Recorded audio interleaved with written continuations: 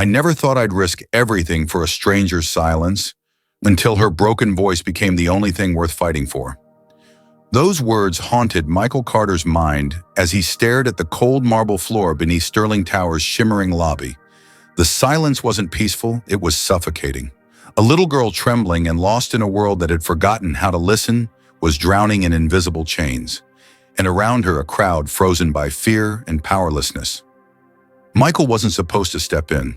He was just a janitor, an outsider with a past scarred by loss and grief. But something inside him broke the rules that day, defying the invisible walls built by wealth and authority. What happened next wasn't just an act of kindness, it became a battle that would shake the foundations of a powerful empire, challenge a mother's deepest fears, and force a man to choose between safety and courage. If you stay with me, you'll witness a story of love and defiance so raw, so gripping, that it will make you question everything you thought you knew about family and strength. Don't look away, because what unfolds will shock you, move you, and remind you that sometimes the smallest voices carry the loudest truths. The grand lobby of Sterling Tower gleamed under the morning light, every surface polished to perfection, every footstep echoing like a command. It was the kind of place where power was felt, not just seen, a temple of glass, steel, and silence. And yet on this particular morning, silence was shattered by something far more fragile, a child's silent scream. Emily Dawson sat curled on the cold marble floor, her small frame trembling like a fragile leaf caught in a storm. Her wide gray eyes darted anxiously, searching for a way out of the invisible prison that held her captive. Around her, a sea of sharp suits froze in place, unsure, unwilling, or perhaps too afraid to cross the invisible boundary she'd drawn around herself. No one moved, no one spoke. Only tension thickened the air. "Don't approach," one of the security guards warned in a tight voice, the unease clear in his eyes. "She's in the middle of a panic." Victoria Dawson stood near the far end of the lobby, watching quietly from behind a sleek pillar. Her posture was statuesque, her face an unreadable mask, but her eyes betrayed a storm of emotions. Pain, fear, helplessness, and something that resembled hope.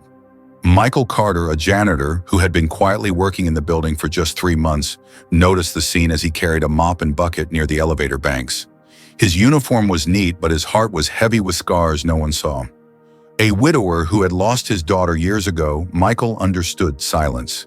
He understood broken souls. As he looked down at Emily, frozen, and lost something inside him, stirred. Protocol didn't matter. Fear didn't matter. Instinct took over. Setting his bucket gently to the side, Michael knelt at a respectful distance and whispered, "May I stay here with you for a moment?" A security guard moved sharply to block him. Voice low but firm. "Stay back. This isn't your place." Michael held up a hand, calm but determined. "I won't touch her. I'll just be here." No one understood what compelled him. Perhaps it was the quiet sadness mirrored in Emily's eyes, or the memory of his own daughter's silence that broke through the cold walls of this corporate fortress. From his pocket, Michael pulled out a small bottle of bubble solution and a bright orange wand, remnants of a past when words failed and bubbles spoke instead. Slowly he dipped the wand, then blew. One bubble floated upward, shimmering in the sunlight. Then another and another. At first, Emily didn't react.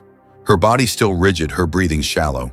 But as more bubbles drifted lazily through the air, a subtle change began, a softening of tense shoulders, a slower breath, the faintest hint of curiosity flickering in her eyes. Victoria's gaze sharpened, a breath caught in her throat. No one had ever calmed Emily like this before.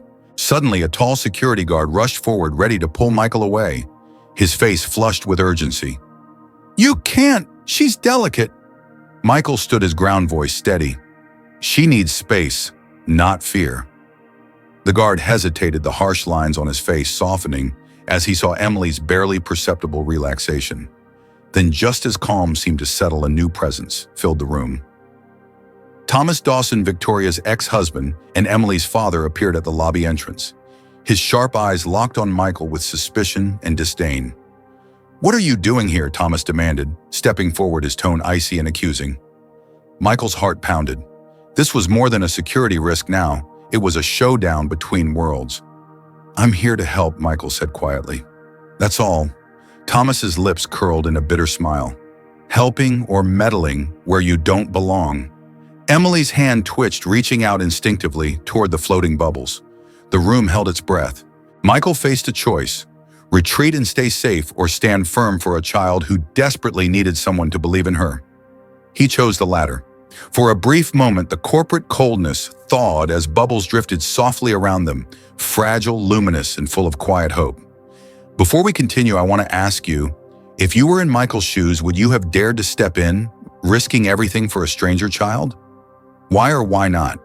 If this story moved you, please take a moment to hit that like button and share your thoughts. Your support means the world and keeps stories like this alive. The sterile calm of Sterling Tower's lobby had given way to a fragile moment, one suspended between fear and hope. Victoria Dawson watched from a distance, her arms folded tightly across her chest, every muscle taut like a drawn bowstring.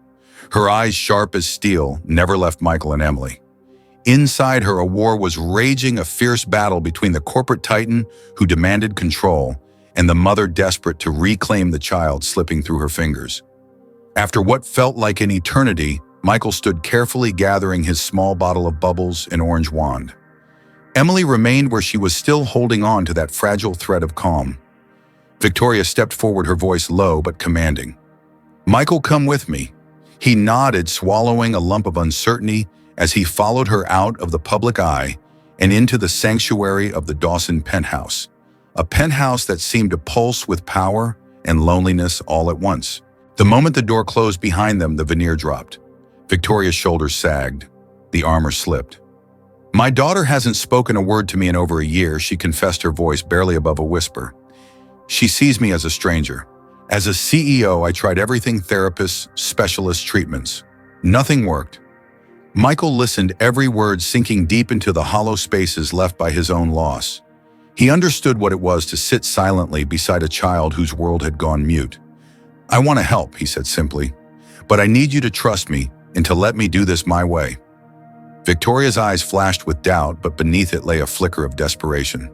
Days passed. Michael visited the penthouse twice a week, arriving quietly, always prepared, not with fancy tools or clinical methods, but with crayons, sketchbooks, and patience. Emily remained withdrawn at first, her eyes avoiding contact, her body coiled like a spring. But slowly something began to shift. One afternoon, Michael sat cross-legged on the pristine living room floor, sketching a soft blue cloud on a fresh sheet of paper. Emily watched silently from her corner. Then, as if invited by the quiet, she moved. Her footsteps were barely audible as she crossed the room, seating herself beside him. Without a word, Michael slid the drawing across to her. Emily took a blue crayon, her fingers trembling, and began to color. Victoria watched from the doorway, breath caught in her throat. For the first time in years, her daughter was reaching out, not with words, but with color. Yet beneath the fragile progress, shadows stirred. Richard Hayes, Sterling Corporation's head of communications, had taken note of Michael's growing presence in the Dawson household. To Richard, this was an insubordination, a threat to the carefully curated image of the powerful CEO. One evening, Victoria's phone buzzed relentlessly. On the other end was Richard, his voice icy. "You need to end this, Victoria. Michael Carter cannot be part of your daughter's life. The board is already talking. If you don't act, you'll lose your position and the company will suffer." Victoria's grip on the phone tightened. Every fiber of her being screamed to protect her daughter and the fragile hope Michael represented. But the threat loomed large, a brutal ultimatum between career and family. That night, as Michael left the penthouse, Victoria's walls cracked further. Without warning, Emily's fragile calm shattered. Left alone in the penthouse, Emily's panic spiraled out of control, her body racked with sobs, her breath shallow and ragged. Victoria tried to soothe her, but her voice faltered, powerless against the storm. In a moment of raw vulnerability, Victoria did something she never had before. She reached for Michael. She called him at his modest apartment, voice trembling, eyes shining with fear and hope. "Michael, please, I need you." Michael didn't hesitate. He arrived within minutes, bringing with him the quiet steadiness Emily needed. Together, they weathered the storm, not with words, but with presence. That night, Victoria realized something profound. Power was nothing if it couldn't protect the ones you love. Days later, a quiet ritual unfolded. Michael and Emily sat on the floor, crayons and paper scattered around them. Victoria observed a fragile smile breaking through her usual composure. Emily spoke one word. Mom. It was the smallest, softest utterance, yet it shattered walls. Victoria's breath hitched. Tears blurred her vision as years of pain, guilt, and fear washed away in a single moment of fragile connection. But the peace was not to last. Rumors began to spread. Whispers about the CEO's closeness to a janitor, about impropriety and scandal. Victoria faced the fiercest test of her life.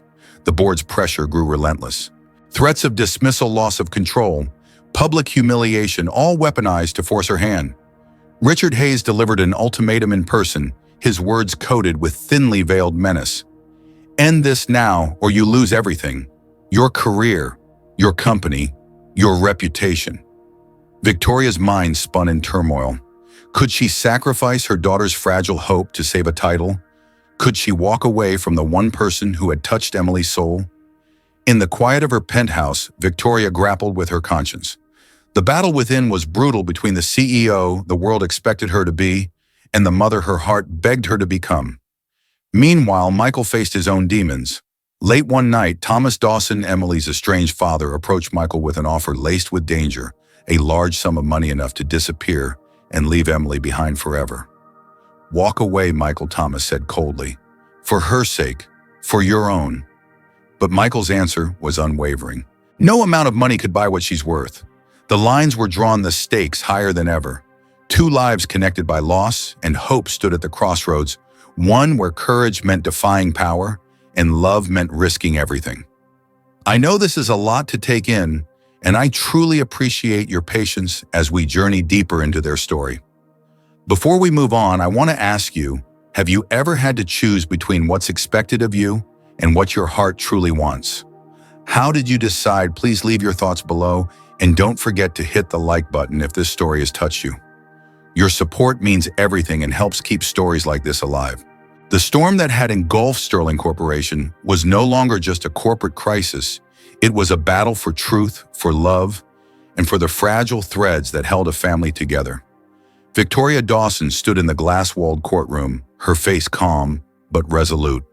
The world outside watched and whispered, ready to judge, ready to cast stones. Across the room, Thomas Dawson sat with a cold smile, flanked by his legal team, ready to claim custody of Emily, arguing that Victoria's reliance on Michael Carter was reckless, unprofessional, and harmful. But Victoria's heart beat steadily. Behind her sat Michael, his presence quiet but unwavering, and beside him Emily, the child who had once been lost in silence, now sitting with eyes full of cautious hope. The judge called the room to order. Thomas's lawyer laid out their case with clinical precision, no formal qualifications, no medical credentials. Michael was nothing more than a janitor and outsider, unfit to be near Emily. When it was Michael's turn, he rose slowly, holding nothing but a simple drawing. His voice was steady but carried the weight of every loss and every moment of hope. I am Michael Carter, he said. I was a special education teacher before tragedy took my wife and my calling. I never treated Emily like a case or a project. I sat with her without demands or expectations. I gave her space to be herself. He turned the drawing toward the judge, three figures hand in hand, colored softly in blue, red, and yellow. Emily doesn't need me to change her. She needs me to be present, to listen when words fail, to accept her without conditions. A hush fell over the room. Then in a moment, no one expected, Emily rose and stepped forward. Her voice, soft but clear, carried a weight that silenced even the murmurs. That's me, she said, pointing to the blue figure. That's Becca, she nodded to another figure. And that's my mom. Her eyes met Victoria's, filled with a mixture of trust and love. Victoria's breath caught as tears escaped down her cheeks, not of sorrow but of redemption. The judge's gavel came down gently. Full custody was granted to Victoria Dawson. Michael Carter was allowed to continue his presence in Emily's life under careful guidance. The court recommended that future decisions be made in spaces where silence, not noise, governed. Outside flashes exploded like distant thunder. Reporters clamored for statements. One shouted, "Ms. Dawson, is there a relationship between you and Michael Carter?" Victoria paused, glancing at Michael and Emily, then back at the crowd. I am in a relationship with truth, she said quietly, and truth has lived in my family long before I understood it. The world seemed to pause. Then applause broke out, hesitant but genuine. Weeks later, Victoria stood before a modest building, once forgotten and worn. It was no longer just bricks and mortar. It was a beacon of hope. Together with Michael, Emily, and Becca, Victoria unveiled a center unlike any other, a place not focused on labels or diagnoses, but on acceptance, growth, and love. Inside, children painted stars on the walls, chose colors freely, and played without fear of judgment. Victoria's voice echoed through the hall during the opening ceremony. "This is not a project," she said. "It's a refuge, a home where every child can be heard even when they don't speak." Michael smiled quietly, watching Emily laugh with other children. Becca, now affectionately known as the Director of Colors, guided newcomers with a gentle hand. That evening, as the lights dimmed and the laughter faded into a soft hum, Victoria sat beside Michael and Emily. "Do you know what you mean to us?" she asked Michael. He looked at her eyes full of unspoken words. "It's not about love as I once knew it," he replied. "It's about being present. No explanations needed." Emily placed her hand gently on Michael's, a silent promise between them. The days that followed weren't easy. Public scrutiny lingered, rumors circled, and challenges awaited at every turn. But the family they had rebuilt, fractured yet unbreakable, stood firm. And in the quiet moments when the world faded away, they found peace in each other. Now I'd love to hear from you. Have you ever witnessed or experienced a moment where love defied expectations and changed everything? What did that feel like for you? If you could change one thing about how society views family and healing, what would it be? Tell me your thoughts in the comments below. If this story moved you, please comment with number 3. If you feel there's something missing or you're not satisfied, comment number 1. If you think it was just okay, comment number 2. Also, let me know which country you're watching from. I'd love to connect with you. Don't forget to like, share, and send love if this story touched your heart. Thank you for being here.